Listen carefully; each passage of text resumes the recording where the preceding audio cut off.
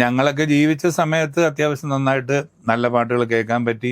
എന്നെ സംബന്ധിച്ച് ഞാൻ പറയണം, പാട്ടിനെ സംബന്ധിച്ചോ അല്ലെങ്കിൽ ഞാൻ വർക്ക് ചെയ്യുന്ന ഫീൽഡിനെ സംബന്ധിച്ചോ ഞാൻ പറയുന്നത്, നല്ല ഒരു കാലഘട്ടത്തിൽ എനിക്ക് ജീവിക്കാൻ പറ്റി. നല്ല സംഗീതജ്ഞന്മാരുണ്ടായിരുന്നു, സംഗീത സംവിധായകർ, അതേപോലെ നല്ല പാട്ടുകാരുണ്ടായിരുന്നു.